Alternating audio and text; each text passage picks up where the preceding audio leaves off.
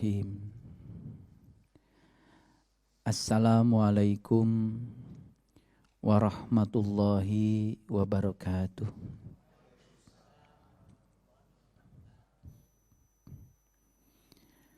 Alhamdulillahi wahdah, sadaqa wa'dah, wa nasyara abdah, wa a'azza zundah, wa hajamal ahjaba wahdah.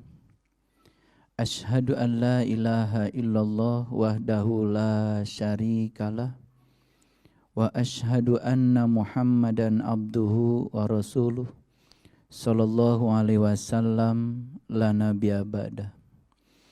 Allahumma salli ala Sayyidina Muhammad wa ala ali Sayyidina Muhammad kama sallaita ala Sayyidina Ibrahim wa barik ala Sayyidina Muhammad wa ala ali Sayyidina Muhammad kama barakta ala Sayyidina Ibrahim fil alamina innaka Hamidum Majid.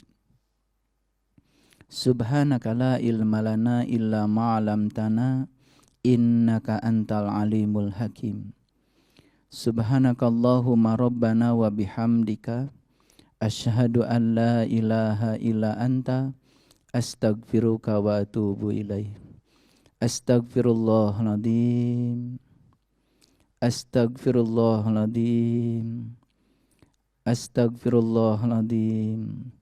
Allazi la ilaha illa huwal hayyul qayyum wa atubu ilaih.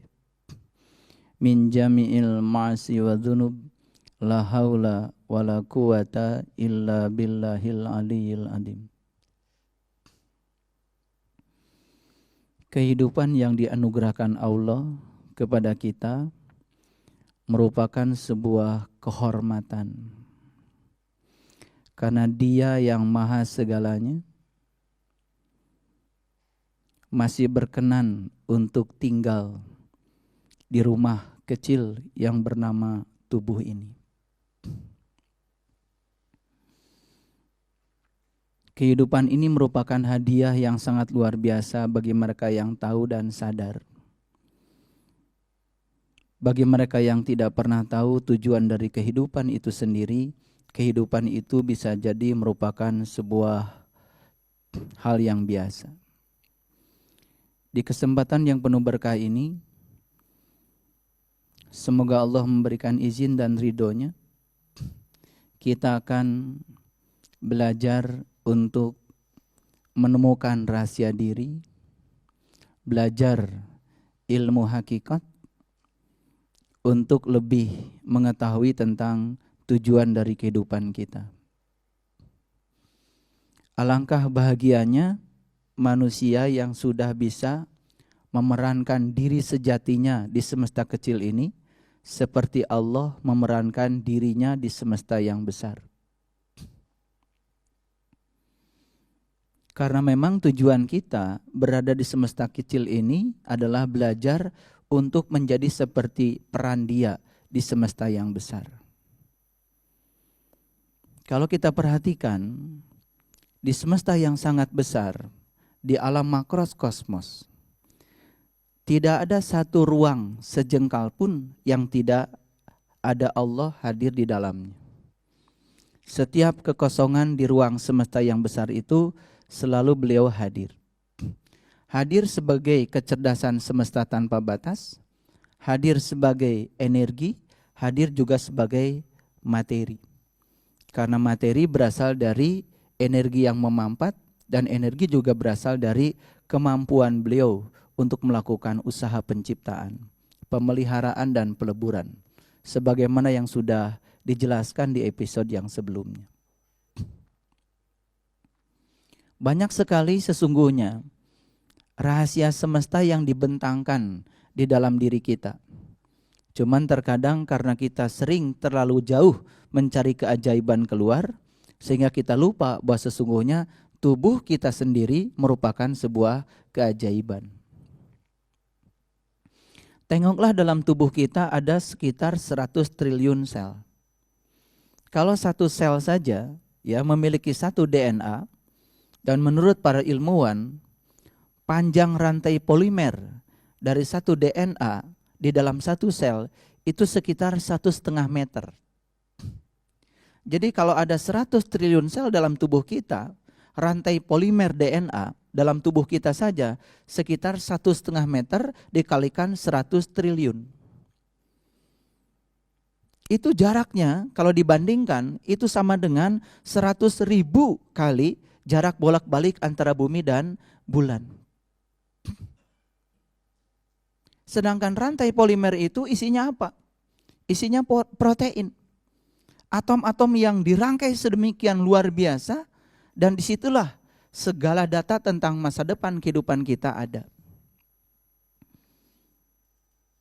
Jadi mereka yang selalu keluar mencari keajaiban, lalu tidak pernah melihat tubuhnya sendiri sebagai sebuah keajaiban, maka dia tidak akan pernah bisa menemukan keajaiban di semesta kecilnya. Oleh karena itu pada kesempatan yang penuh berkah ini, marilah kita mencoba untuk belajar ke dalam, ya, menemukan hakikat dari diri sejati kita. Cuman ada bedanya. Belajar ilmu syariat dengan belajar ilmu hakikat itu terminologinya berbeda. Saya ingin mengingatkan sekali lagi bahwa sesungguhnya tahu tidak mungkin bisa dicapai dengan membaca buku. Tahu tidak mungkin juga dicapai dengan mendengarkan apa kata orang. Karena tahu yang sesungguhnya baru bisa dicapai kalau kita sudah mengalami sendiri. Berulang-ulang Rasulullah menyatakan malam yazuk lam ya'rif. Yang tidak mengalami sama sekali tidak akan pernah mengetahui. Oleh karena itu, statement yang disampaikan Rasulullah itu tahu harus diawali dengan proses mengalami.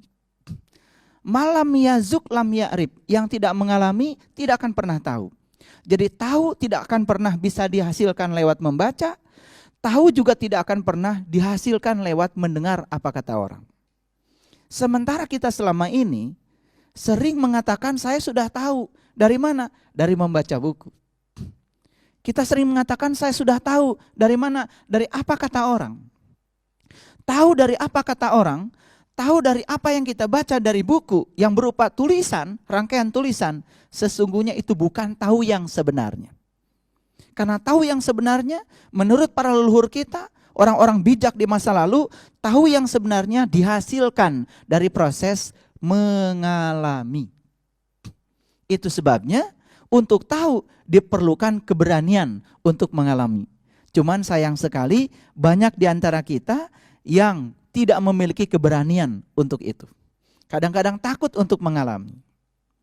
Sebelum saya menguraikan uraian kita hari ini, saya akan menyampaikan sebuah dialog yang sangat luar biasa di dalam Quran surat Al-Kahfi. Jadi kalau kita membaca surat Al-Kahfi dari ayat yang ke-67, surat yang ke-18 sampai ayat yang ke-78, di situ ada dialog antara Nabi Musa dengan Nabi Khidir.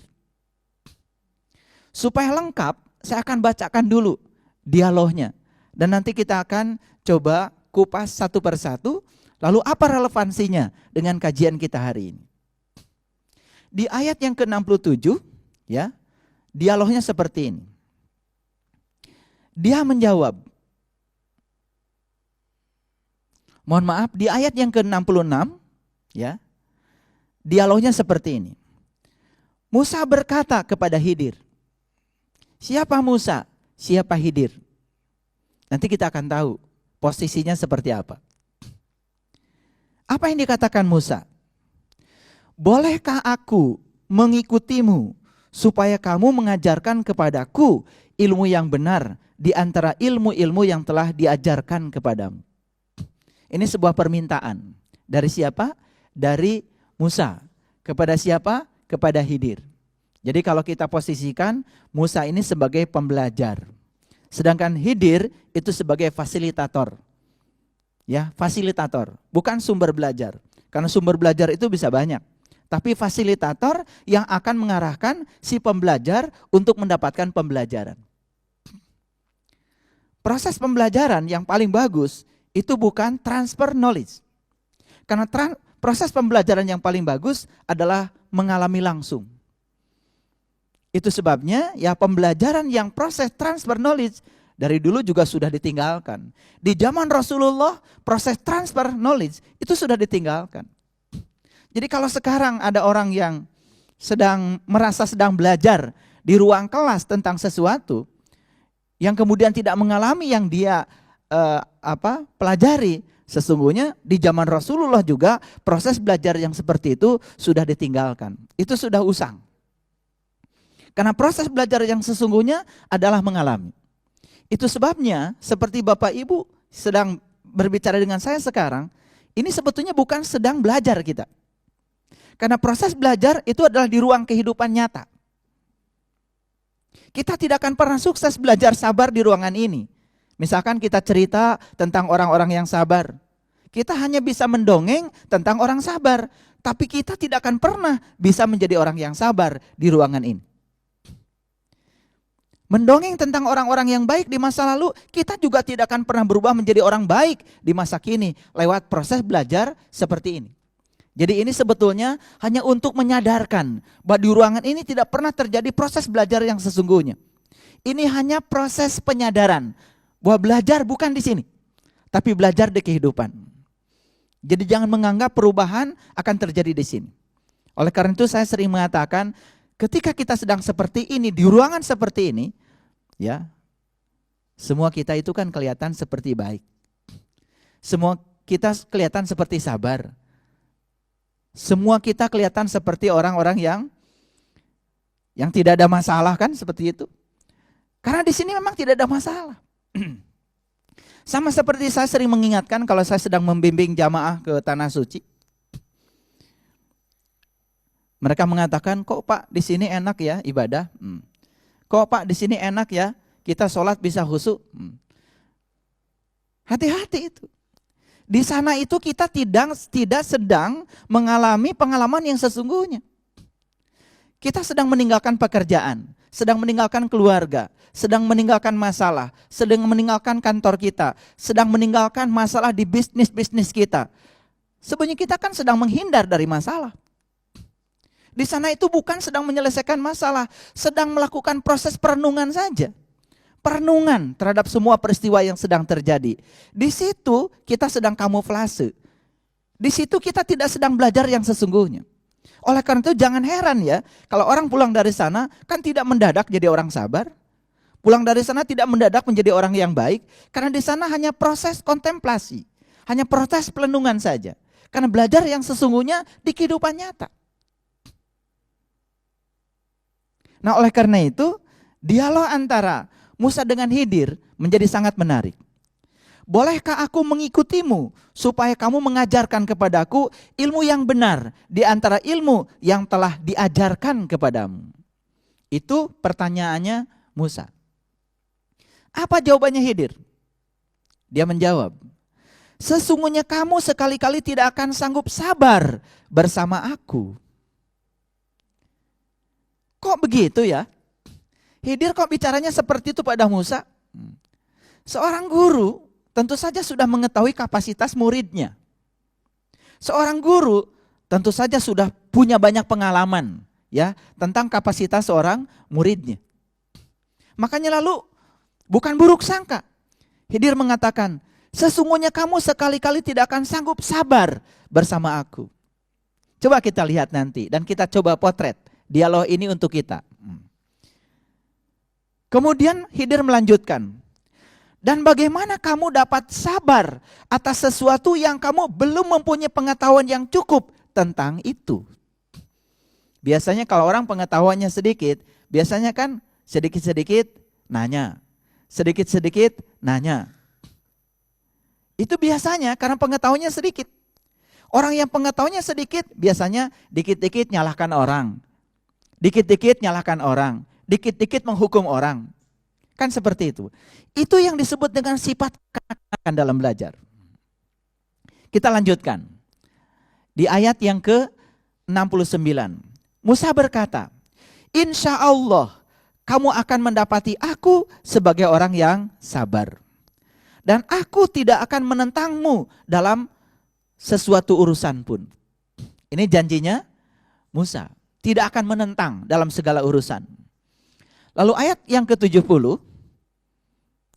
Dia berkata, jika kamu mengikutiku, ini kata Khidir, maka janganlah kamu menanyakan kepadaku tentang sesuatu apapun sampai aku sendiri menerangkannya kepadamu. Jadi ini larangan dari Khidir kepada Musa. Janganlah kamu menanyakan kepadaku tentang sesuatu apapun sampai aku sendiri menerangkannya kepadamu. Ini bukan otoritas guru seperti itu. Tetapi seorang guru itu tentu saja baru akan menerangkan kepada muridnya kalau sang murid itu sudah dibimbing untuk mengalami.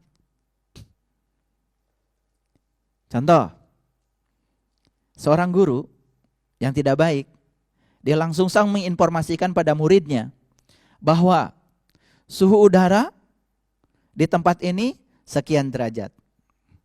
Tapi muridnya tidak pernah dilibatkan untuk sama-sama mengukur suhu udara di tempat ini pakai termometer. Tapi yang luar biasa, mungkin kita pun waktu sekolah tanpa curiga kepada guru, apakah guru itu bisa menggunakan termometer atau tidak? Apakah guru itu rabun apa tidak? Apakah guru itu menggunakan termometer dengan cara yang benar? Melihatnya dengan cara yang benar? Maka seorang murid biasanya langsung percaya pada guru. Kan biasanya gitu kita. Ketika guru mengatakan suhu di Jakarta sekarang 34 derajat Celcius. Sang murid langsung mengatakan, yes, setuju. Dan dia mencatatnya. Jarang-jarang ya, saya aja mengajar fisika, mengajar sains di universitas. Ketika menyampaikan sebuah data, jarang mahasiswa yang menanyakan, Pak, bagaimana cara mengukurnya? Boleh enggak saya mencoba sendiri mengukurnya? Jarang yang seperti itu. Karena kita kadang-kadang merasa puas dengan informasi yang diberikan seakan-akan kita sudah tahu. Yang berbahaya ketika kita berbicara urusan spiritual. Meyakini sesuatu tanpa mengalami.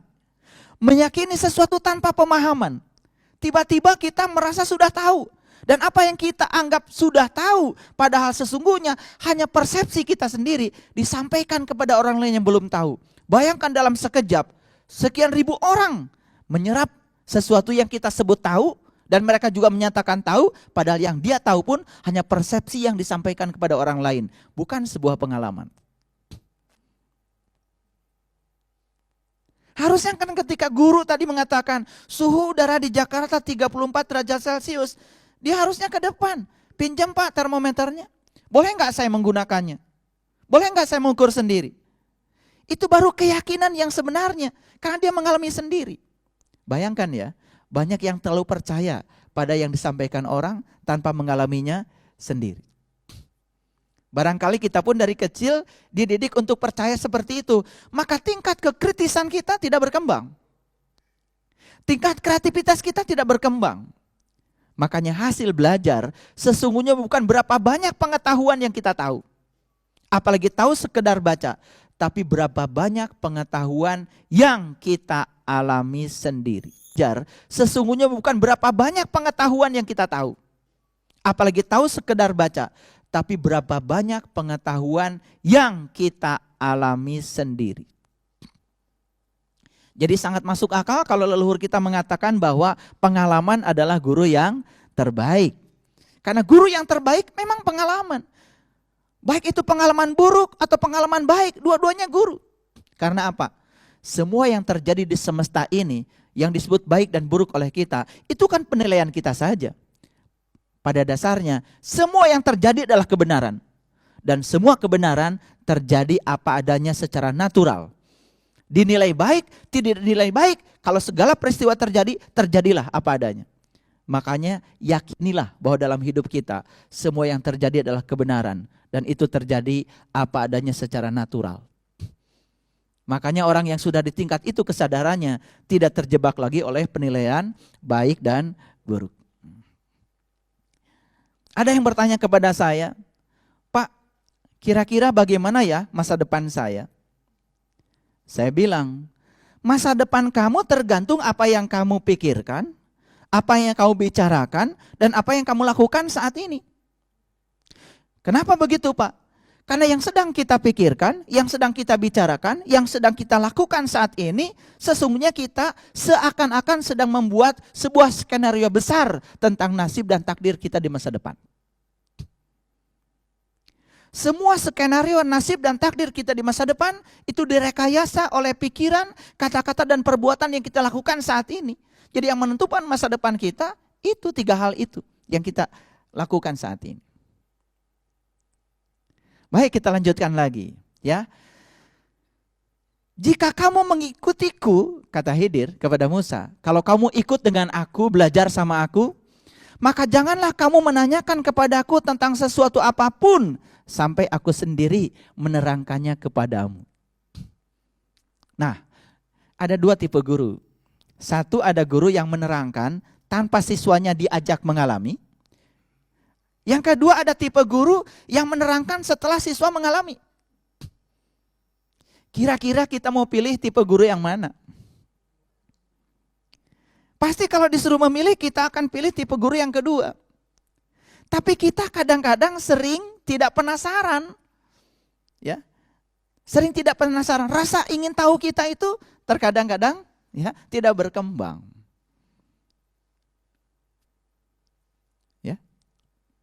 Jadi kalau kita disuruh, wah,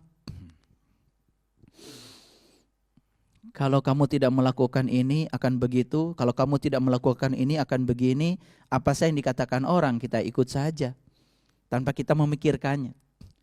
Itu sebabnya ya kecerdasan Tuhan yang dititipkan kepada kita yang bernama pikiran ini terkadang tidak berkembang. Itu sebabnya saya merasa prihatin walaupun tidak boleh prihatin. Hampir kebanyakan ya hasil lulusan pendidikan sekarang ini di tanah air kita ya bukan orang-orang yang berpikir kritis dan kreatif, tapi orang-orang yang merasa dirinya tahu karena dia sudah mengumpulkan sejumlah pengetahuan di kepalanya. Padahal dalam hidup pengetahuan itu tidak menolong. Karena yang menolong dalam hidup adalah keterampilan menyelesaikan masalah. Dan itu dibantu oleh kekritisan dan kekreatifan di dalam berpikir. Jadi hasil pendidikan itu sesungguhnya adalah mengembangkan keterampilan berpikir. Itu sebabnya belajar agama pun sebetulnya adalah mengembangkan keterampilan berpikir. Sampai suatu saat pikiran kita itu selaras dengan keinginan dari jiwa yang ada di dalam tubuh kita. Baik, kita lanjutkan dulu ya. Ayat yang ke-71. Nah, setelah diterima nih ya. Musa oleh Khidir menjadi muridnya. Walaupun dengan persyaratan-persyaratan yang seperti tadi, kamu jangan bertanya tentang sesuatu sebelum aku menerangkannya kepadamu. Dengan persyaratan-persyaratan yang semacam itu, kemudian mereka berjalan. Ini ayat yang selanjutnya. Al-Kahfi ayat 71. Maka berjalanlah keduanya hingga tatkala keduanya menaiki perahu. Lalu Khidir melobanginya. Lalu Musa berkata, mengapa kamu melobangi perahu itu? Akibatnya kamu akan menenggelamkan penumpangnya. Sesungguhnya kamu telah berbuat sesuatu kesalahan yang besar. Protes bukan ini? Protes bukan ini? Nah, ini protes pertama Musa kepada Khidir dalam perjalanan belajarnya. Jadi ketika Khidir melobangi perahu, Musa protes. Mengapa kamu lobangi perahu itu? Akibatnya kamu akan menenggelamkan penumpangnya. Sesungguhnya kamu telah berbuat sesuatu kesalahan yang besar. Bayangkan, gurunya sendiri disalahkan. Nanti saya akan memberikan sebuah ilustrasi betapa beda belajar ilmu syariat dengan belajar ilmu hakikat. Nanti kita akan melihat perbedaannya. Tidak bisa terminologi belajar ilmu syariat diterapkan untuk memahami ilmu-ilmu hakikat. Kita lanjutkan dialog berikutnya. Di ayat yang ke-72, Khidir berkata, bukankah aku telah berkata, sesungguhnya kamu sekali-kali tidak akan sanggup sabar bersama dengan aku.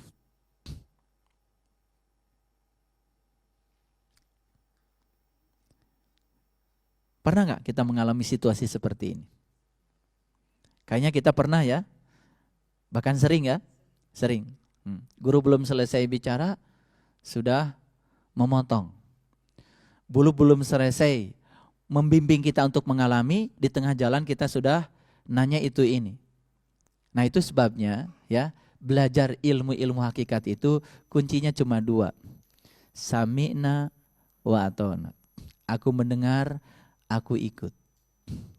Aku mendengar, aku ikut. Aku mendengar, aku ikut. Itu saja. Makanya di Quran ditegaskan, kunci hidayah itu sesungguhnya berasal dari kemampuan mendengar.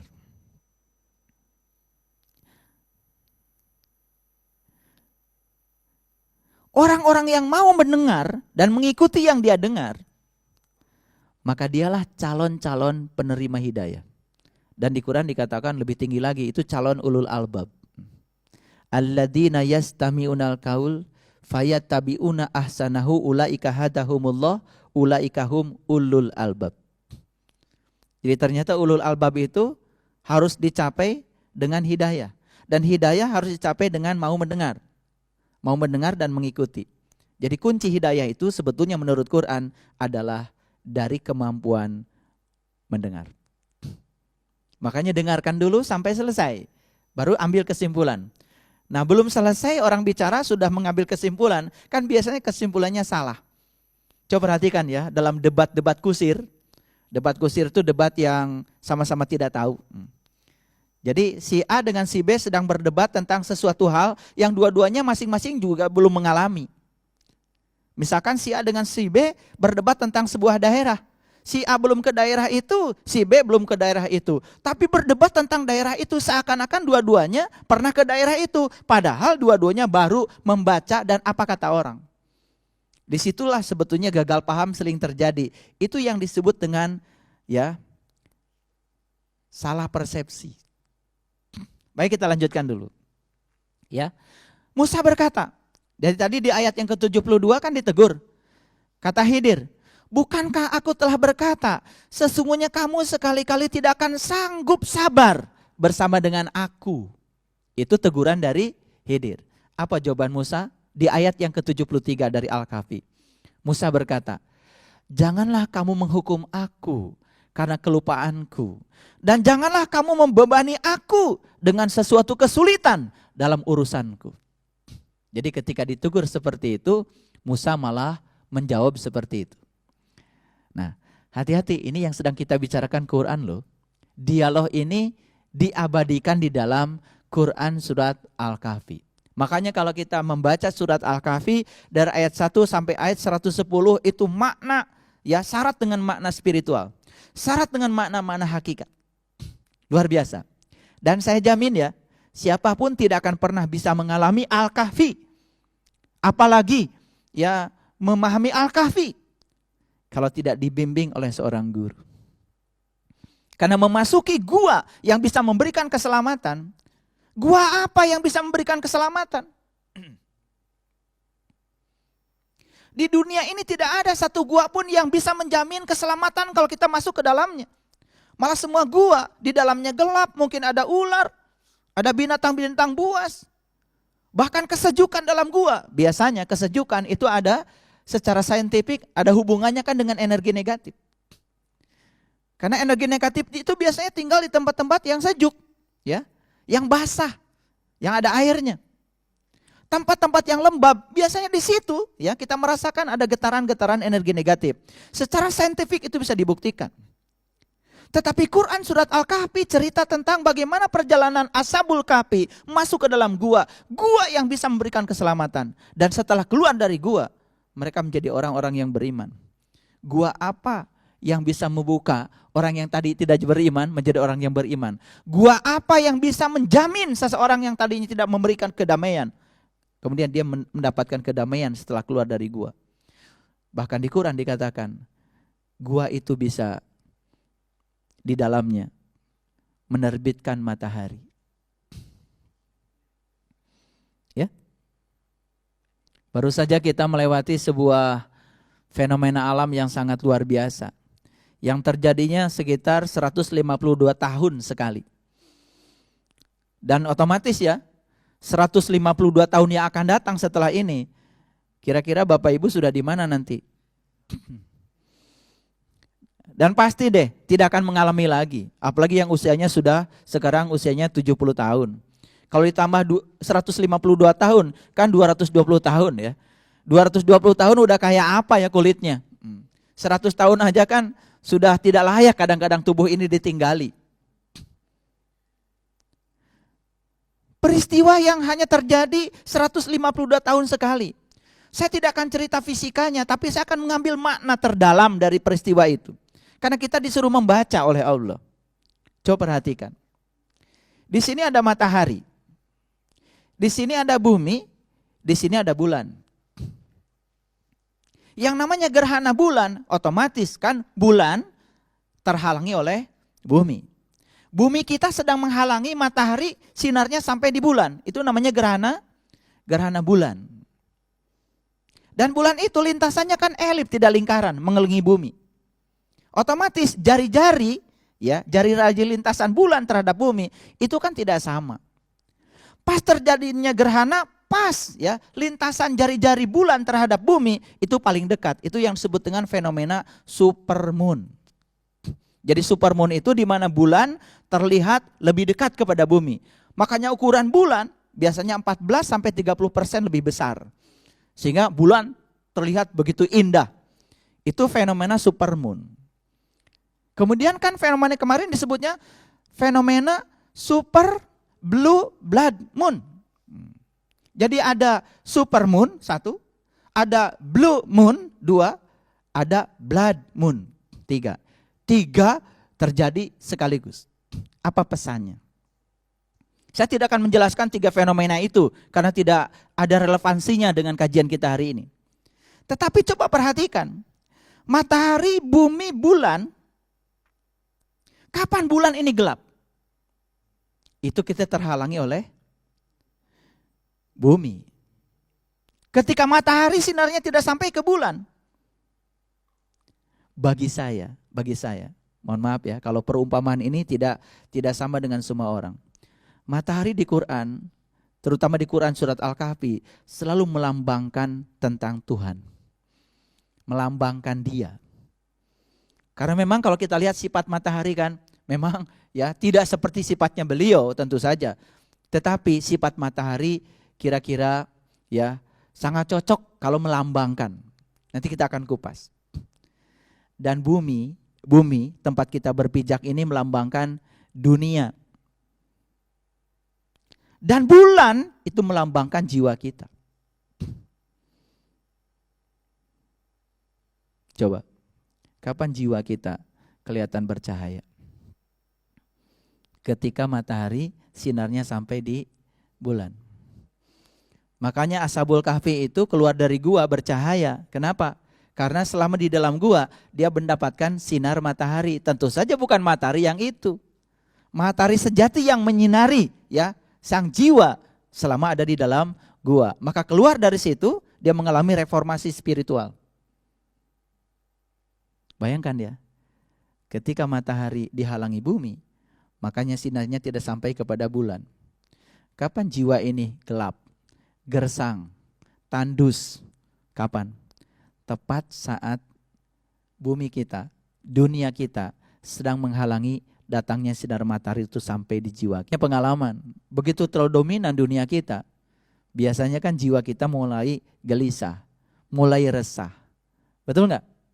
Tapi mulai kita bisa melepaskan ikatan-ikatan kita pada dunia, walaupun tetap berkarya di sini, tapi ikatannya dilepaskan. Kadang-kadang jiwa kita purnama, seperti bulan.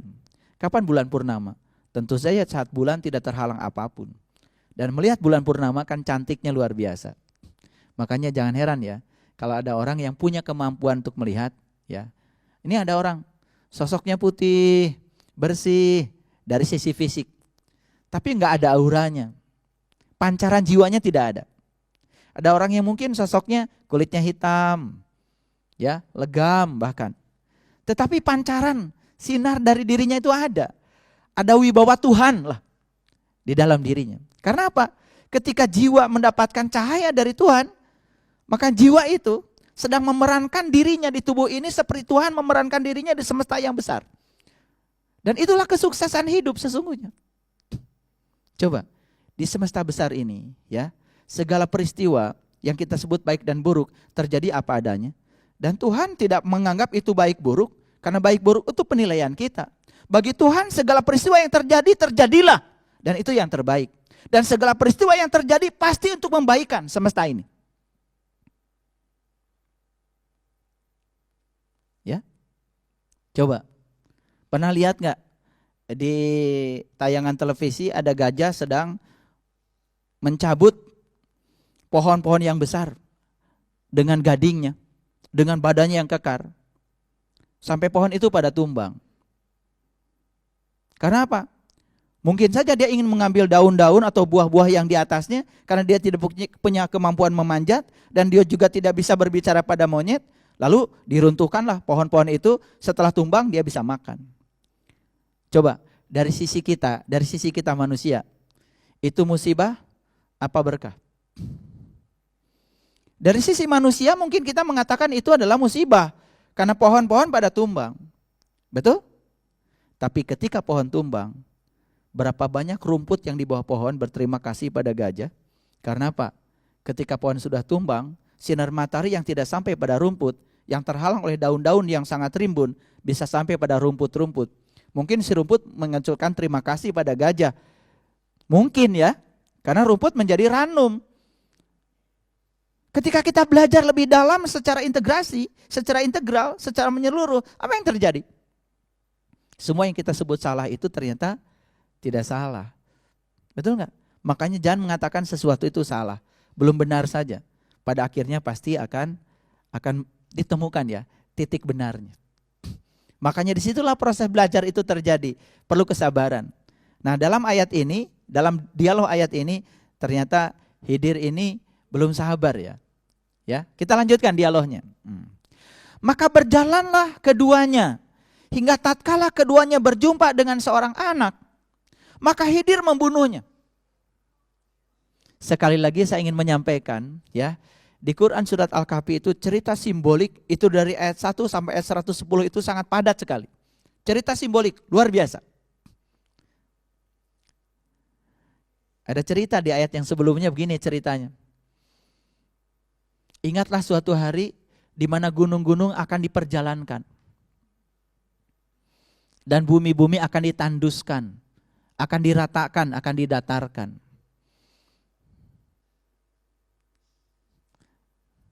Bagaimana itu? Gunungnya diperjalankan, bumi didatarkan. Dalam bahasa fisik, gimana? Apa yang terjadi? Kan sulit memahaminya. Tapi dalam bahasa spiritual, itu memberikan makna yang luar biasa. Oke, kita lanjutkan dulu. Maka berjalanlah keduanya hingga tatkala keduanya berjumpa dengan seorang anak, maka Khidir membunuhnya. Mungkin ya, dalam bahasa kita aja yang awam, ketika kok Khidir membunuh anak. Kalau kita memahami dengan bahasa biasa, mungkin kita akan protes ya. Akan protes kan? Pasti begitu. Lalu Musa berkata, bisa dibayangkan Musa protes lagi gak sama Khidir? Protes lagi. Apa kata Musa? Mengapa kamu membunuh jiwa yang bersih? Bukan karena dia membunuh orang lain? Sesungguhnya kamu telah melakukan sesuatu. Disalahkan lagi gurunya sama Musa.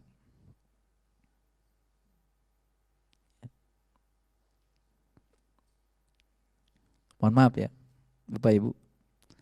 Ada orang yang terbunuh karena ada orang yang membunuh. Siapa yang salah?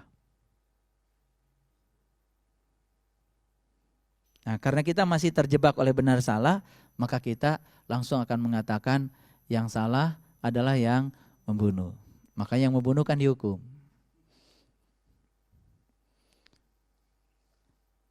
Sekarang dari kacamata semesta, siapa tahu orang yang harus terbunuh ini punya beban karma di masa lalu, sehingga dia memang harus menjalani sebuah peristiwa itu untuk membebaskan hutang karmanya supaya dia lunas. Dari sudut pandang semesta, kan betul nggak?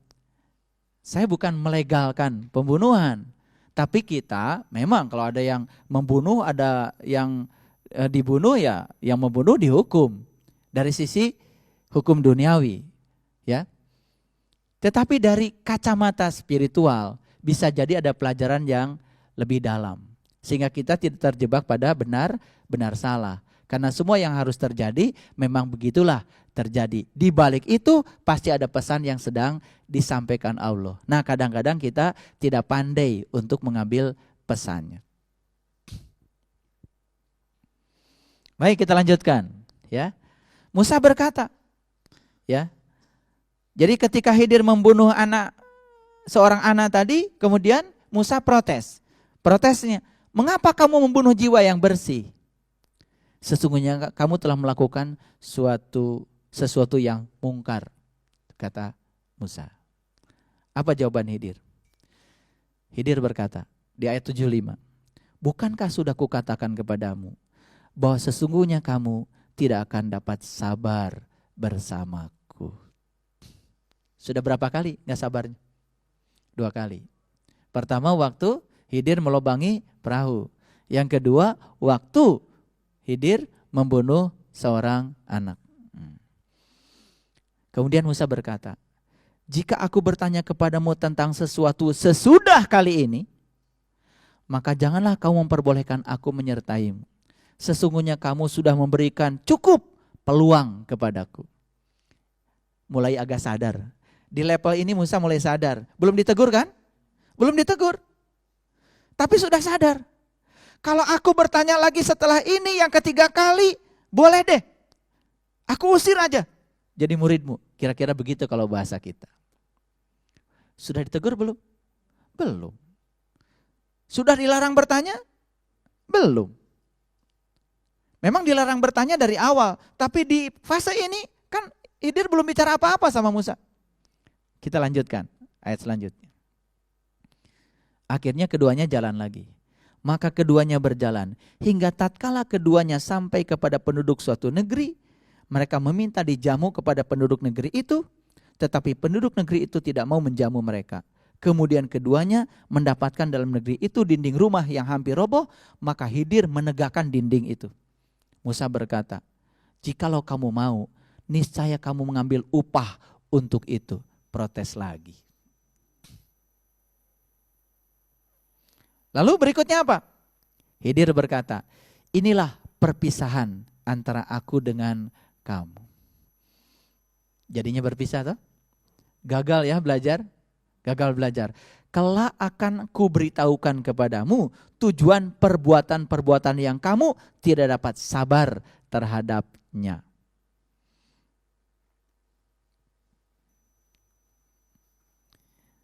Jadi harusnya sabar dulu. Karena semua perbuatan-perbuatan itu ada tujuannya. Dan itulah cerita simbolik yang sangat luar biasa. Cerita mutasabiat yang sangat luar biasa. Mana perahu? Mana perahu? Perahu itu kalau di Quran cerita tentang sarana transportasi, bahtera, kendaraan.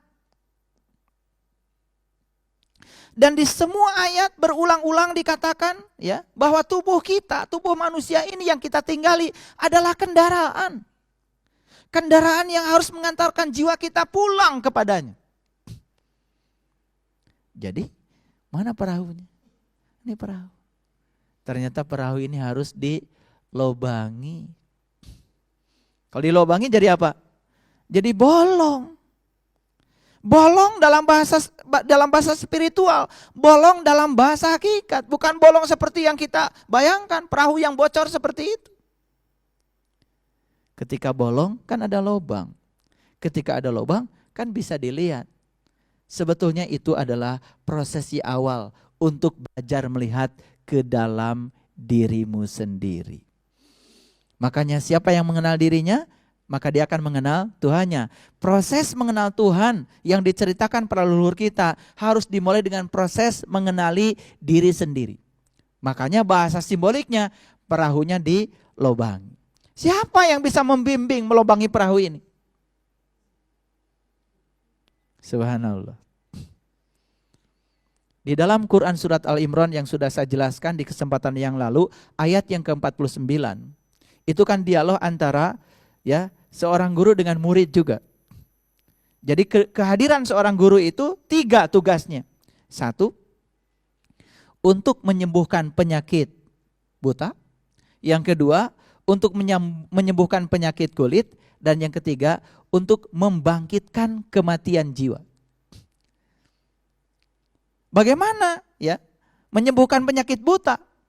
Tentu saja kalau mata ini ditutup kelopaknya, mata menjadi tertutup. Saat tertutup tidak bisa melihat apa-apa.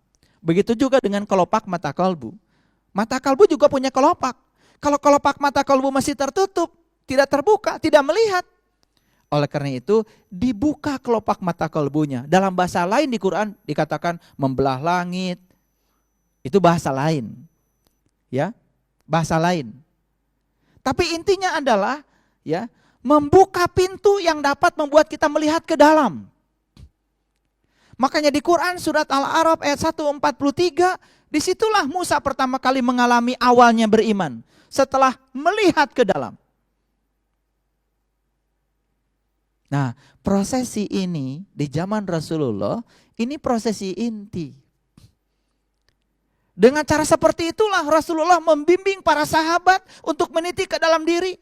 Sebelum dibimbing mengucapkan asyhadu an la ilaha illallah wa asyhadu anna Muhammadar Rasulullah. Sebelum bersaksi, para sahabat dibimbing untuk menyaksikan. Karena tidak mungkin ada proses persaksian tanpa menyaksikan. Karena bersaksi baru sah kalau diawali dengan proses menyaksikan. Proses menyaksikan harus diawali dengan melubangi perahu. Melihat ke dalam diri, ke dalam. Melihat kebesaran Tuhan yang ada di dalam diri kita sendiri. Apa sifat anak yang paling dominan? Sifat anak yang paling dominan itu dikit-dikit nanya. Dikit-dikit nanya. Bukan gak boleh bertanya. Bertanya boleh, tetapi biarkan semua mengalir dulu, selesai dulu episodenya, setelah selesai baru boleh nanya. Jangan dikit-dikit nanya, belum selesai nanya, orang sedang bicara dipotong, itu sifat kekanak-kanakan.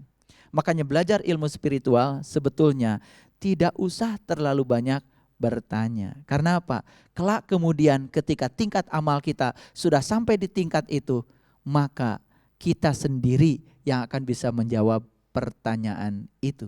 Makanya boleh bertanya, tapi tanyakan pada Allah. Tanyakan pada Tuhan yang bersama dengan kita, lebih dekat kepada kita, melampaui dekatnya urat nadi leher kita. Dan cara Tuhan membimbing untuk menjawab pertanyaan itu luar biasa. Makanya kalau belajar sesuatu ada keraguan, tenang aja. Yang penting jangan lari dari keraguan itu. Tumbuhkan tekad yang kuat untuk membebaskan keraguan dengan cara mengalirkan sebanyak mungkin pertanyaan ke dalam diri kita. Saat kita mengalirkan banyak pertanyaan, maka Tuhan akan melahirkan banyak jawaban. Dan cara Tuhan memberikan jawaban pada setiap orang ternyata sangat beragam. Cara Tuhan meyakinkan setiap keyakinan setiap orang sangat beragam. Dan disitulah pentingnya pengalaman. Disitulah pentingnya seorang guru yang mendampingi kita. Supaya saat kita mengalami keraguan, maka kita akan dikuatkan dengan cara apa? Bukan dijawab pertanyaan kita, tetapi diarahkan agar kita bisa menjawab sendiri apa yang kita pertanyakan. Itu yang disebut dengan discovery learning. Jadi kalau dunia pendidikan sekarang sibuk dengan discovery learning, problem solving dan lain-lain, di zaman Rasulullah itu sudah terjadi. Dan Rasulullah tidak pernah menjawab ya keraguan para sahabat dengan menjawabnya dari pengalaman beliau. Karena apa? Apa yang dialami sahabat tidak dialami oleh beliau. Apa yang dialami beliau tidak dialami oleh sahabat. Coba perhatikan. Bapak ibu berguru dengan saya misalkan. Apa yang ibu bapak alami, kan saya tidak mengalaminya. Bagaimana mungkin saya bisa menjawab pertanyaan yang diajukan dari pengalaman bapak ibu, toh saya tidak mengalaminya. Makanya terus saja mengamalkan ilmunya yang diajarkan guru, kelak kemudian di tingkat kedewasaan tertentu kita akan bisa menjawab sendiri apa yang menjadi keraguan dan pertanyaan kita. Itulah hebatnya belajar ilmu hakikat. Makanya amalkan saja yang kamu tahu, kata Rasulullah. Maka Allah akan mengajarkan apa yang kamu tidak tahu. Makanya itu kan diabadikan dalam satu surat. Iqra bismi rabbikal ladzi khalaq. Bacalah, lihatlah, pelenglah, tataplah, simaklah. Iqra itu. Siapa yang harus dibaca? Bismi rabbikal ladzi khalaq. Tuhan yang ada dalam dirimu, yang telah menciptakan kamu. Khalaqal insana min 'alaq. Iqra wa rabbukal akram. Allazi 'allama bil qalam, 'allamal insan malam ya'lam. Dia akan mengajarkan kamu dengan penanya sendiri dan dia akan mengajarkan apa yang kamu tidak tahu. Jadi tugas kita apa? Iqra saja. Melihat saja ke dalam sebanyak mungkin. Meniti ke dalam sebanyak mungkin. Pengalaman meniti ke dalam akan menghasilkan jawaban-jawaban atas semua keraguan dan pertanyaan kita sendiri. Disitulah kerennya belajar ilmu hakikat. Jadi sebetulnya belajar yang paling memuaskan adalah menemukan sendiri jawaban dari diri kita sendiri. Menemukan kebenaran dari diri kita sendiri, itulah yang disebut dengan belajar. Jadi otomatis belajar yang sesungguhnya, tahu yang sesungguhnya, bukan membaca buku apa kata orang. Mohon maaf ya, kita belajar tentang agama, mohon maaf, kita banyak baca buku. Apalagi ada buku cerita tentang pengalaman seseorang, pengalaman pribadi. Ada orang yang mengalami pengalaman spiritual ditulis dalam bentuk buku. Kemudian kita membaca buku itu, hati-hati. Itu pengalaman beliau yang ditulis, bukan pengalaman kita. Paling kalau kita baca buku, sekedar menyamakan pengalaman kita sama atau tidak, atau konfirmasi. Tetapi jangan kemudian menjiplak semua. Seakan-akan yang dialami orang lain, dialami oleh kita. Yang luar biasa, pengalaman orang diceritakan jadi pengalaman kita, itu kan aneh. Kita membaca buku tentang pengalaman pribadi seseorang. Kemudian kita baca diulang-ulang sampai hafal buku itu. Setelah itu apa yang dialami orang, kita bicarakan pada orang lain. Sama sekali kita tidak mengalami dan tidak berhak menceritakannya. Luar biasa. Itu sebabnya ya, di Quran Allah berulang-ulang mengatakan kul, kul, kul, kul. Katakan, katakan, katakan. Banyak sekali suruhan Allah untuk itu.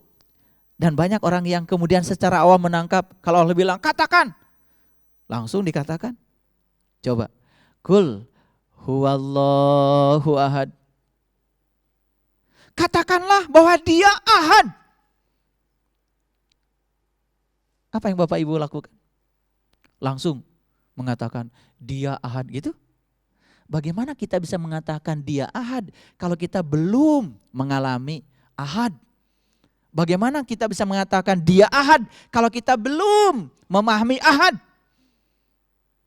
Karena kata-kata yang tidak berdasarkan pengalaman dan pemahaman, itu adalah kata-kata kosong yang tidak ada artinya apa-apa. Disinilah ada perspektif yang harus kita ubah dalam belajar. Mohon maaf ya, kita belajar Quran dari mana mulainya? Dari belajar bahasa Arab. Tertatih-tatih kita belajar bahasa Arab. Padahal sudah ada kan terjemahan Quran? Sudah ada terjemahan Quran? Sudah ada. Itu terjemahan Quran diterjemahkan oleh orang yang pasti mengerti bahasa Arab. Dijamin deh. Terus apa belajar itu harus memulai dari nol? Kan enggak mesti. Makanya Einstein mengatakan, ya, kalau ingin maju, belajarlah dari apa yang sudah dikerjakan orang. Einstein menemukan yang namanya fenomena efek fotolistrik dalam fisika, kan tidak memulai dari awal. Belajar dari orang namanya Rutherford, belajar dari orang yang namanya Bohr, belajar dari orang namanya Wilson Sommerfeld, belajar dari banyak orang, belajar dari Max Planck, belajar. Makanya beliau mengatakan, tidak ada yang berjasa di semesta ini. Karena semua orang itu hanya meneruskan pekerjaan yang dilakukan orang sebelumnya. Dalam riset. Coba kalau kita belajar melihat jurnal-jurnal tentang riset, kan jarang orang riset dari awal. Makanya ibu bapak mungkin pernah dulu bikin skripsi ya kecil-kecilan untuk S1. Pernah kan? Ya. Kan di situ ada saran. Saran itu adalah keterbatasan kita melakukan riset karena waktu dan dana. Dan biasanya saran itu dibaca oleh orang lain yang mau riset, melanjutkan riset kita. Makanya dia tidak pernah dari nol, dari apa yang pernah dikerjakan orang. Makanya kita tidak pernah berdiri sendiri dalam ilmu pengetahuan. Karena apa? Kita hanya melanjutkan apa yang dikerjakan orang. Oke, sekarang kita sudah lihat terjemahan Quran banyak. Baik. Jujur saya ingin mengatakan, Bapak Ibu pernah enggak membaca terjemahan Quran? Terjemahannya aja. Dari Al-Fatihah sampai Anas. Acungkan tangan, pernah? Atau tidak membaca seperti itu, dikit-dikit deh. Membaca surat Al-Baqarah misalkan, satu ayat. Atau membaca surat An-Nisa 1 ayat. Misalkan di An-Nisa ayat 66 ada kata-kata begini. Bunuhlah dirimu, keluarlah dari kampungmu. Dan yang melakukan itu hanya sedikit dari antara kamu. Dan jika kamu melaksanakan pelajaran itu, tentu saja itu lebih baik bagimu dan akan menguatkan imanmu. Pernah baca ayat itu? Pernah. Apa yang tertangkap di kepala? Pusing. Betul enggak? Pusing kan? Nah. Begitu baca surat Al-Baqarah ayat 63. Dan ingatlah ketika aku mengambil janji darimu, aku angkat gunung di atasmu. Dan pegang teguh apa yang aku pertunjukkan padamu. Dan ingat apa yang ada di dalamnya. Supaya kamu bertakwa. Membaca ayat itu, apa yang terjadi di kepala? Pusing. Sekarang saya tanya, membaca ayat yang mana Bapak Ibu enggak pusing? Begitu membaca judulnya udah pusing. Al-Baqarah, sapi betina. Begitu membaca Quran surah An-Naml, semut. Begitu membaca surat Al-Kahfi, gua. Lihat judulnya saja sudah tidak menarik. Tetapi mereka yang belajarnya berbeda tidak seperti itu. Di balik belajarnya. Ketemu dulu guru, mengalami pengalamannya, baru konfirmasi pengalaman pada yang tertulis di situ. Semangat belajar itu menjadi luar biasa. Kenapa? Karena saat membaca ayat ini ngerti, baca ayat ini ngerti. Karena ada resonansi pengalaman. Ada irisan pengalaman antara pengalaman kita, insya Allah dengan pengalaman yang dialami oleh Rasulullah yang pertama kali menerima Al-Quran itu. Ketika ada resonansi pengalaman, ketika ada irisan pengalaman, kan di sini ada kebahagiaan. Begitu ada kebahagiaan kan belajar jadi bahagia. Kalau belajar bahagia kan jadi sukses. Sukses itu harus dimulai dengan bahagia. Jadi kalau kita belajar sudah tidak bahagia, dari awal juga sudah banyak menderita, susah, bingung, bagaimana bisa sukses? Sekali lagi Bapak Ibu, yang sudah ada terjemahannya saja belum tentu mudah dipahami. Apalagi Bapak Ibu udah umur 70 tahun baru memulai belajar bahasa Arab. Kosakata yang diterima juga sedikit sekali.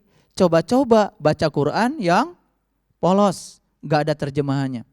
Ingin coba memahaminya. Yang sudah ada terjemahannya saja diterjemahkan sama ahli, tidak mudah memahaminya. Apalagi membaca ke sumbernya dengan berbekal bahasa yang sangat minimalis. Kira-kira tambah sulit atau tambah mudah? Tambah sulit. Dan saya sudah membuktikan belajar dengan kerangka yang semacam itu. Mulailah dari belajar bahasa Arab, menerjemahkan terus ke sana, ternyata tidak mudah. Karena apa? Karena Quran bukan bahasa Arab. Quran itu bahasa Arab, bahasa Tuhan, bahasa Allah, bahasa jiwa. Bagaimana untuk memahami bahasa Tuhan? Satu kuncinya. Kenali saja beliau yang memiliki segala bahasa. Dekat-dekat saja sama beliau yang memiliki segala bahasa. Disitulah akan timbul pengalaman dulu, bukan pemahaman dulu. Jadi bukan informasi yang datang kepada kita, tuh pengalamannya, kemudian pemahamannya, baru kita bisa mengambil kesimpulan. Contoh. Di Quran surat Al-Baqarah ada kata-kata seperti ini.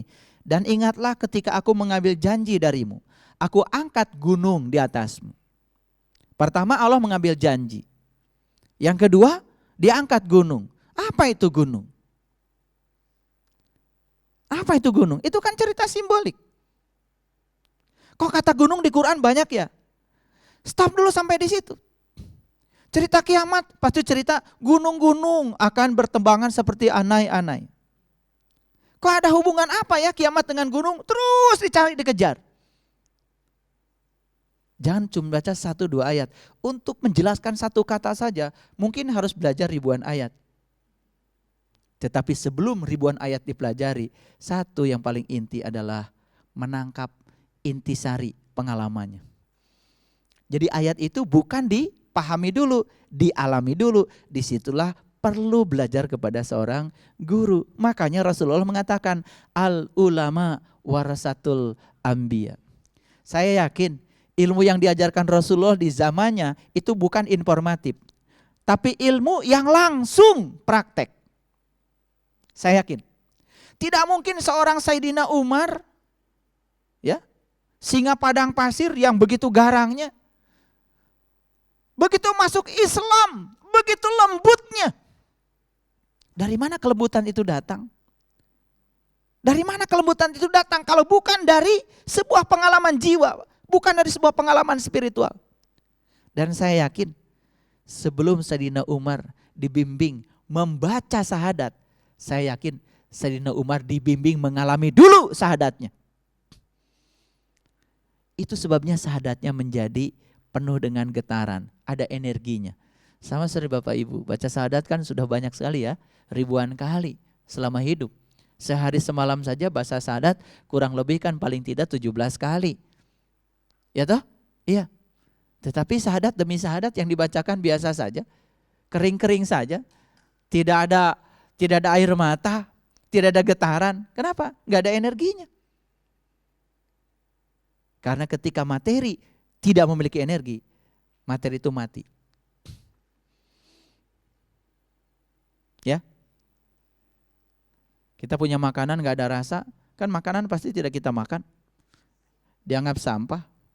Karena baru mau kita makan kalau makanan itu mengandung rasa. Karena nilai makanan ada di rasanya.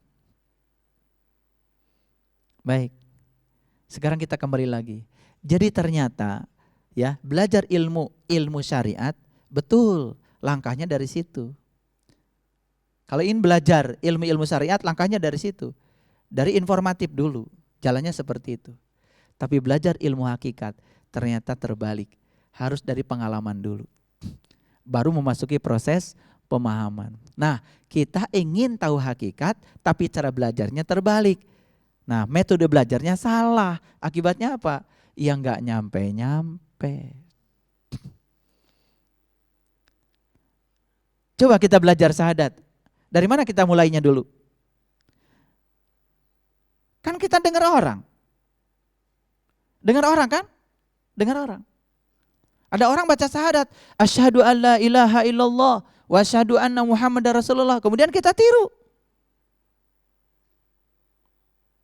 Saya tanya, kalau burung beo disuruh meniru kalimat itu bisa?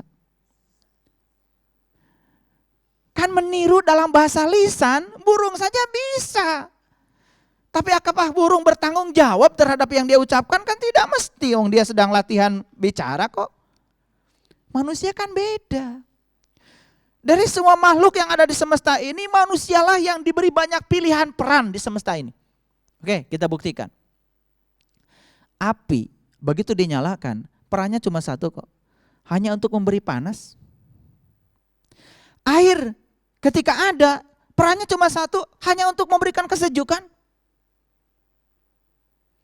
Pohon rambutan, perannya cuma satu, ngasih rambutan.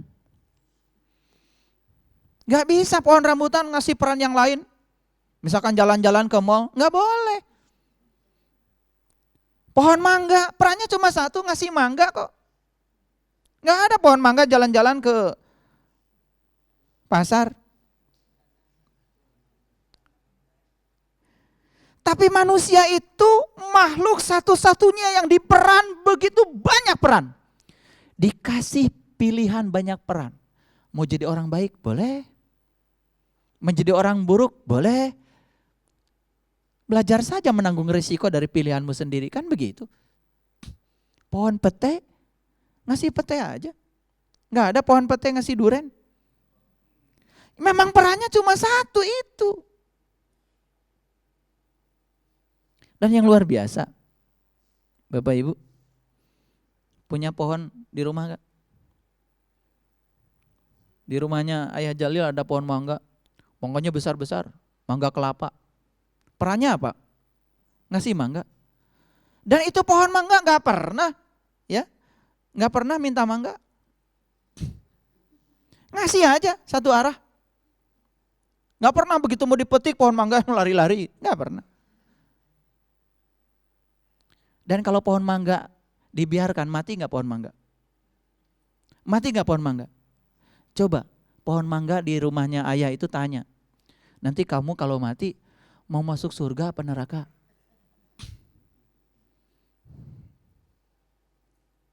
Itu pohon bisa jawab kok. Bisa. Apa jawaban pohon?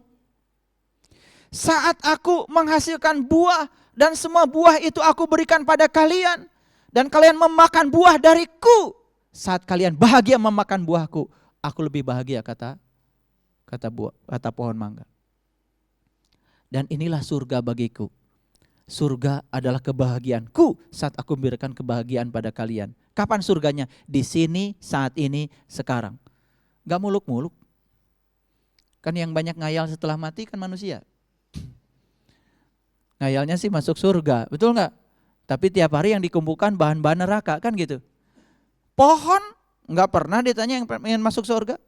Padahal semua yang dihasilkan dia sumbangkan semuanya buat manusia, betul? Tidak ada pohon mangga makan satu mangga pun. Jangan lupa loh, jangan lupa. Dia bahagia saat kita makan mangga. Tetapi selesai kita makan mangga, kita ngomongin orang. Hati-hati, pohon mangga juga sedih. Aduh nyesel deh, saya nyumbang mangga sama kamu. Karena apa? Kan mangga itu materi, di balik materi ada energi, kemampuan untuk melakukan usaha. Kan pengennya mangga, kita pun seperti dia. Nyumbang lagi kebaikan pada orang banyak. Mangga satu pohon, gak pernah ngasih sama tetangga. Dimakan aja, gak mencret-mencret. Betul gak? Iya. Karena merasa ini mangga punya aku. Yang nanam aku. Gimana kata mangga? Yang nanam sih kamu. Tapi yang berbuah kan aku. Cuman gak pernah dialog saja. Coba belajar dialog sama pohon aja di rumah kita, luar biasa dialognya. Cuman kita menganggap mereka kan barang mati. Padahal mereka hidup. Hidup. Kenyataannya kan kemarin 1 meter, sekarang 2 meter, besok 3 meter. Kemarin belum berbuah, hari ini minggu depan berbuah. Kalau gak hidup bagaimana dia bisa dinamis seperti itu? Jangan menganggap mereka itu benda mati. Lalu kita memperlakukan mereka semau kita. Makanya ciri orang yang sudah mencapai tingkat kesadaran yang tinggi, maka kesadarannya itu dirasakan oleh sekitarnya. Bahkan mungkin benda-benda mati pun merasakan kasih sayang. Lihat orang ya, mohon maaf ya. Karena ada orang yang di rumahnya, mohon maaf ya, pintunya ya, kuncinya patah, engselnya lepas, pintunya udah miring-miring gitu, nyaman saja masuk keluar rumah atau masuk keluar WC. Kayaknya ada yang gak beres deh dengan dirinya. Kalau orang yang tertib di dalam dirinya, mohon maaf ya, lihat sampah saja dia gak nyaman, pasti dia ambil walaupun bukan sampahnya dia.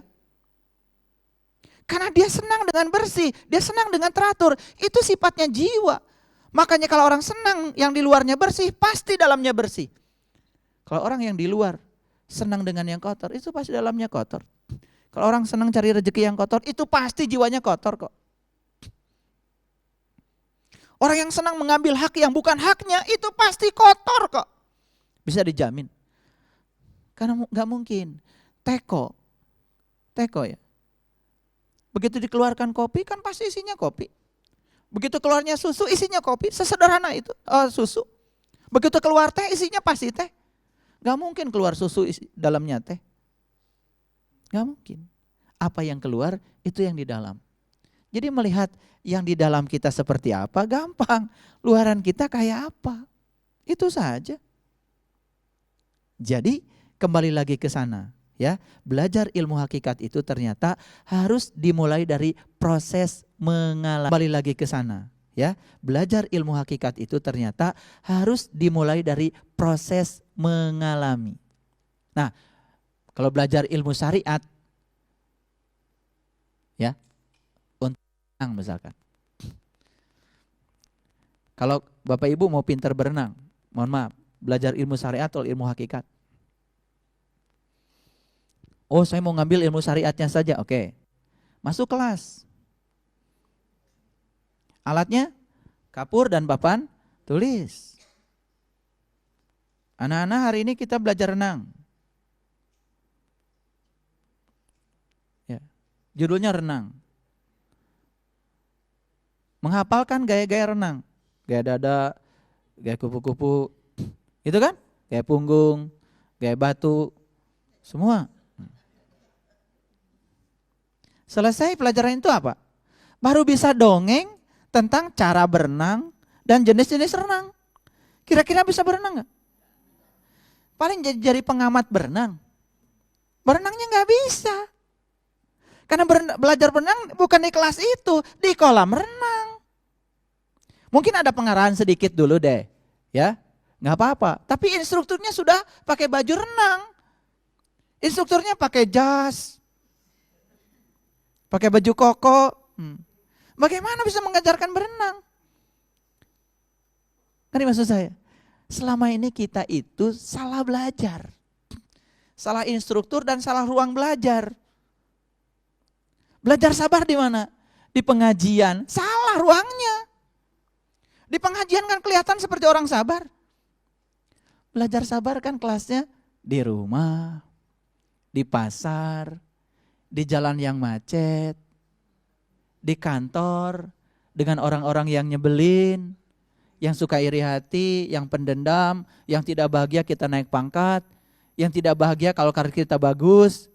Kan lewat dia kita belajar. Jadi kalau gitu kehadiran mereka penting, penting sekali. Itu sebabnya terima kehadiran mereka. Karena mereka dihadirkan pasti tidak buruk. Pasti ada tujuan. Buruknya itu karena kita menilai dia buruk. Coba. Jangan melihat sampah sebagai sampah. Lihat sampah sebagai pupuk yang akan membuat suburnya tanaman kita. Sudut pandang kita diubah, itu berbeda. Jangan melihat orang yang tidak berguna sebagai tidak berguna. Lihat dari dia. Pasti ada sisi lain yang sedang dipesankan Allah kepada kita. Cuman kita gak bisa menangkap makna di balik itu. Sesederhana itu, ya. Karena sempurna dari kata samapurna. Sama pada akhirnya. Orang yang sudah sempurna kehidupannya, dia sudah bisa menerima semuanya. Seperti Allah yang maha sempurna, menerima semuanya. Kenapa? Kalau Allah mau bicara, Allah akan bilang begini. Wahai hamba-hambaku, sesungguhnya kalian diciptakan olehku dengan cara yang sama. Dengan cinta yang sama, dari bahan yang sama. Untuk diperankan olehku, untuk peran dariku, dari Tuhan yang sama. Bahwa peran yang engkau perankan dalam kehidupan berbeda, itu adalah peran-peran titipan dariku. Tugas kalian cuma satu, terimalah segala peran yang diberikan aku padamu. Itu saja. Makanya kan pertanyaan yang paling mendasar bagi kita, kalau ada pertanyaan seperti ini, sebetulnya Tuhan yang butuh manusia atau manusia yang butuh Tuhan? Ayo mikir. Tuhan yang butuh manusia atau manusia yang butuh Tuhan? Apa? Manusia yang butuh Tuhan. Salah.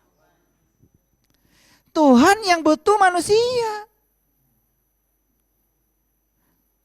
Ini HP.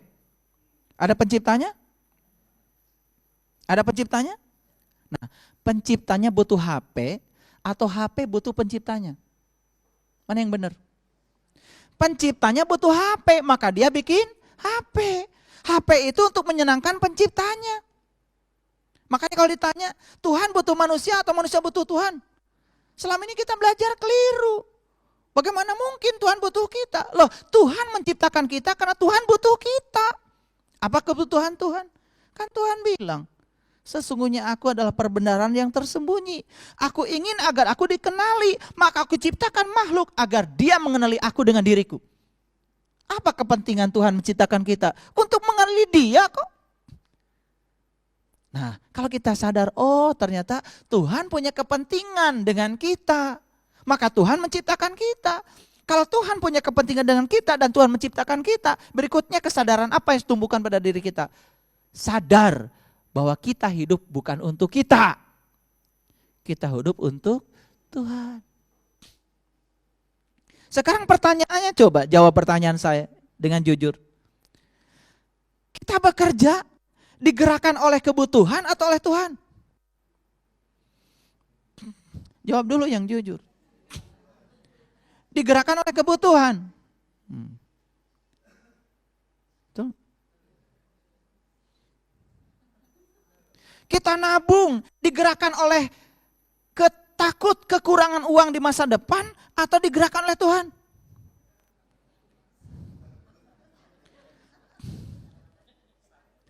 Kita makan, ya.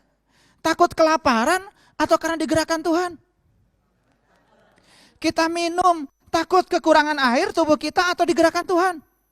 Jangan-jangan 99,99% aktivitas hidup kita hari ini bukan digerakkan oleh Tuhan, tapi digerakkan oleh keinginan-keinginan kita sendiri. Lalu di mana Tuhan yang menciptakan kita?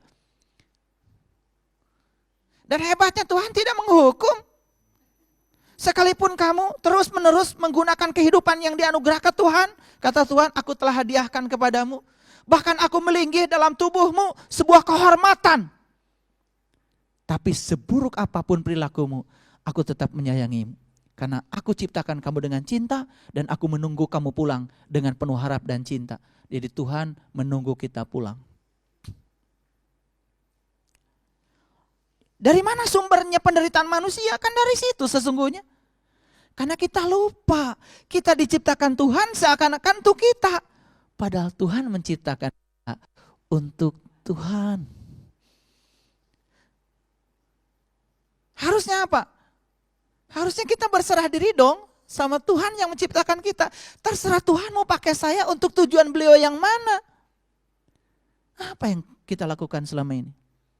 Kita menggunakan Tuhan untuk tujuan-tujuan hidup kita. Jika bisa, jika perlu Tuhan itu kalau bisa ya, dijadwal, dirantai. Betul? Biar Tuhan ngikuti apa maunya kita. Dengan alasan berdoa. Padahal doa itu sebetulnya bukan mengatur Tuhan. Doa itu menselaraskan kita agar kita dihadiri Tuhan. Makanya doa itu kan artinya adalah undangan pada Tuhan. Undang Tuhan supaya Tuhan hadir. Menyelesaikan seluruh persoalan kita. Karena dia yang paling mengerti apa yang terjadi pada kita. Karena bagi Tuhan tidak ada musibah dan berkah. Semua peristiwa memang peristiwa. Itulah kebenaran dan terjadi apa adanya. Tugas kita melihat di balik semua itu. Berada di kesadaran itu, baru kita bisa merasakan, oh. Jadi kita diciptakan Tuhan untuk Tuhan bukan? Iya. Jadi siapa yang butuh? Kita butuh Tuhan atau Tuhan butuh kita? Tuhan butuh kita. Makanya karena Tuhan butuh kita, ikuti saja maunya Tuhan. Kata Tuhan, aku butuh kamu pulang. Dan supaya kamu pulang, maka kamu harus jadi orang sabar. maka aku berikan banyak ujian padamu, supaya ujian-ujian yang aku berikan itu membuat kamu menjadi orang sabar. Ketika puncak kesabaran sudah kamu capai, saat dimana kamu tidak diizinkan lagi tinggal di tubuh ini, saat kamu pulang, kamu sudah mudah pulang karena sudah hampir sama dengan yang aku mau. Pernah gak kita sadar saat kita baca kalimat Bismillahirrahmanirrahim? Kadang-kadang latah saja. Karena ada hadis yang mengatakan kullu amrin dibalin la yubda'u fi basmalah fahuwa aqta. Setiap pekerjaan yang tidak dimulai dengan basmalah putus, tidak menjadi amal. Sudah saja kita setiap pekerjaan baca bismillah, setiap pekerjaan baca bismillah. Oke. Mungkin secara syar'i, yes. Secara syar'i ya, dari hukum fikih, hukum agama, dari hukum hadis, yes, terpenuhi. Tapi hakikatnya terpenuhi enggak? Coba sadari. Atas nama Allah yang Maha Pengasih dan Maha Penyayang. Atas nama loh. Apa boleh kita mewakili dia yang enggak kita kenali? Ngasih mandat aja enggak? Tiba-tiba kita geher aja merasa sebagai wakilnya. Pakai bismillah sih. Kalau yang pakai bismillah, habis baca bismillah ada kesadaran. Saya memberi uang kepada si A, membantu si A, karena Allah sedang menggunakan saya sebagai tangannya. Dalam kesadaran itu, apa perlu orang itu mengucapkan terima kasih kepada kita? Apa perlu orang itu kemudian menyanjung-nyanjung kita? Bahkan saat orang itu menghina kita setelah kita memberi kebaikan pada dia, tetap saja berbuat baik. Kenapa? Yang berbuat baik adalah Allah. Aku hanya menjadi kepanjangan tangannya saja. Dan kebaikan padamu itu dari Allah. Maka ucapkan saja alhamdulillah, segala puji bagi dia. Keren sebetulnya. Kalau dua kalimat itu saja sehari-hari kita implementasikan bismillah, alhamdulillah, bismillah, alhamdulillah. Mungkin gak lengkap lah pakai bismillahirrahmanirrahim. Bismillah saja sama alhamdulillah, udah keren banget. Saat kita sadar bahwa kita sedang menjadi kepanjangan tangan dia, maka kita pun menjadi terbebas dari keinginan untuk mendapatkan pujian. Dan kita juga terbebas kalau seandainya ada celaan. Berbuat baik saja. Karena memang itu sudah merupakan hukum alam. Karena Tuhan sedang menggunakan kita sebagai kepanjangan tangannya. Kenapa? Karena aku diciptakan bukan untukku, untuk dia. Kelahiranku atas tujuan dia. Karena kelahiranku atas tujuan dia, terserah dia menggunakan untuk apa. Keren gak kalau sudah begitu? Keren. Di tingkat kesadaran itu, semua menjadi indah. Semua menjadi indah. Itulah luar biasa. Nah, bayangkan coba, kita tidak punya kesadaran seperti itu. Merasa kita yang paling memberi, merasa kita yang paling berjasa. Maka disitulah kan kita sering berhenti berbuat baik. Coba, kenapa ibu, bapak berhenti berbuat baik sama si A? Kemarin juga saya kasih uang, dia udah wajahnya cemberut, gak senyum, tidak mengucapkan terima kasih lagi pada saya. Masih begitu enggak kita kira-kira? Sudah tidak ya? Wah, kalau sudah tidak, sudah maju banget itu. Sudah mendekati kebahagiaan itu. Tapi kalau masih di dimensi itu, subhanallah, itulah sumber penderitaan. Baca bismillah, iya baca. Baca alhamdulillah, iya juga baca. Sekarang saya tanya, Rasulullah mengajarkan kepada kita baca alhamdulillah kapan? Kalau saya baca hadisnya, ucapan alhamdulillah ketika dapat musibah dan bersabar. Ucapan alhamdulillah ketika dapat berkah dan bersyukur. Jadi dalam musibah dan berkah, dua-duanya harus pakai alhamdulillah. Yang satu bersabar, yang satu bersyukur. Lanjutannya yang beda, tapi ucapannya ada. Sekarang tanya, pernah gak ibu bapak gagal misalkan bisnis? Alhamdulillah bisnisnya gagal. Atau ngundang teman-teman syukuran? Enggak pernah. Karena kita hanya bisa menempatkan alhamdulillah pada sisi di mana kita mendapatkan berkah. Dan itu bukan syukur, karena syukur itu melihat berkah dan musibah sebagai peristiwa yang harus terjadi sebagai kebenaran apa adanya. Sebagai sebuah peristiwa yang harus terjadi sebagai kebenaran semesta apa adanya. Dan di balik itu semua pasti ada, seperti contoh saya tadi. Yang memberi, mungkin dia dapat karma dari kebaikannya dia memberi. Yang diberi, dia sedang dapat karma karena dia biasa memberi. Yang menyakiti, Mungkin juga ya. Dia sedang menunaikan tugasnya untuk apa? Untuk meluluskan proses bayar utang karma pada orang lain. Yang disakiti juga sama pentingnya. Yang menyakiti, yang disakiti sama pentingnya. Begitu kita berada di kesadaran itu, proses pelunasan utang karma menjadi sangat mudah. Makanya jangan menghalangi proses pelunasan utang karma untuk diri sendiri dan orang lain. Maka bekerja samalah dalam hidup ini untuk saling bahu-membahu melunasi utang karma kita. Yang suami istri gimana? Yang suami istri juga begitu. Bahu-membahu. Ya, saling bekerja sama. Kalau tidak sadar dengan itu, nanti bisa malah saling menyakiti, tidak saling menerima. Ada pernyataan yang sangat luar biasa dari Kiai Haji Mustafa Bisri. Beliau mengatakan begini, betul malaikat itu selalu melakukan yang benar dan tidak pernah salah. Betul setan itu selalu melakukan yang salah dan tidak melakukan yang benar. Yang diberi izin melakukan salah dan benar kan manusia. Bukan diberi izin. Manusia itu memang ada peluang untuk melakukan itu. Jadi karena manusia ada peluang untuk melakukan benar dan salah, maka manusia itu justru tidak diberi peluang untuk saling menyalahkan. Peluang yang paling besar untuk manusia saling mengingatkan. Coba perhatikan saya. Saya tidak sempurna, kadang saya juga melakukan kesalahan, saya juga kadang melakukan yang benar. Saat saya melakukan kesalahan, jangan disalahkan, diingatkan supaya tidak salah lagi. Apa yang terjadi selama ini? Kita lupa bahwa kita malah justru saling menyalahkan. Sudah kita salah, saling menyalahkan, kan tambah salah. Harusnya kita sadar bahwa kita bisa salah, bisa benar. Tugas kita saling mengingatkan. Kita ini manusia nih. Kadang salah, kadang benar. Ayo kita saling mengingatkan, kan gitu. Bukan saling menyalahkan. Kalau setan dengan setan, biasanya suka saling menyalahkan. Lah iya, kan setan itu tempatnya salah. Makanya setan dengan setan saling menyalahkan. Jadi kalau ada manusia yang saling menyalahkan, kan sebetulnya dia nggak tahu siapa namanya itu. Jawab sendirilah. Makanya berhenti kita saling menyalahkan dan dibangun menjadi saling mengingatkan.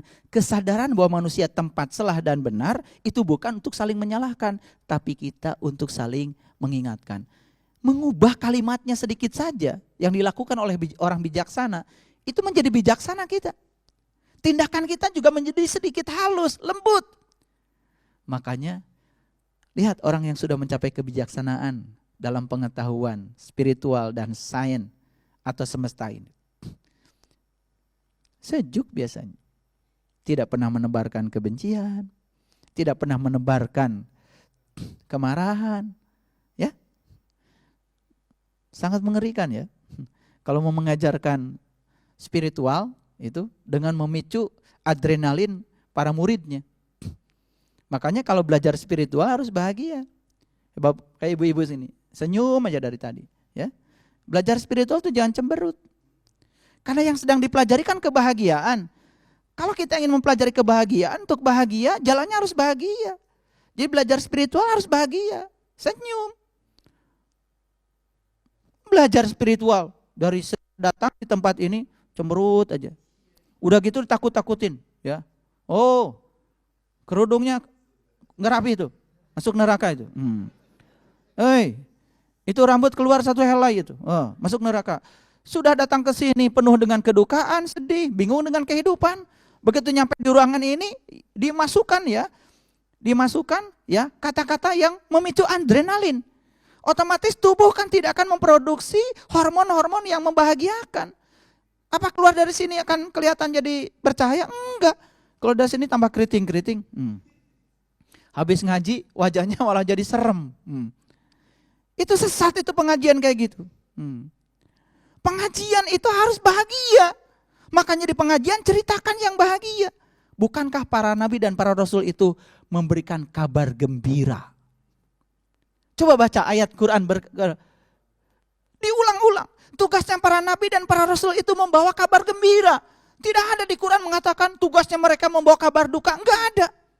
Karena bagi mereka duka pun bisa menjadikan suatu kegembiraan. Karena mereka sudah mencapai kesadaran itu.